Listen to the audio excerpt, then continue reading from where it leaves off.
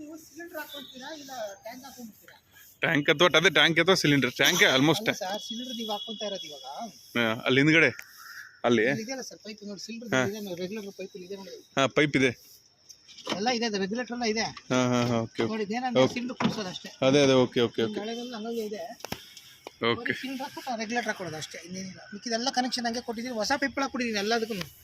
ನಿಮ್ಮ ಫಾದರ್ ಎಲ್ಲ ಹೊಸ ಪೈಪ್ ಹಾಕ್ಬಿಟ್ಟಿದ್ದೀನಿ. ಕಲ್ಲಾದಂಗೆ ಹೋಗ್ಬಿಟ್ಟು ಪೈಪ್ಗಳು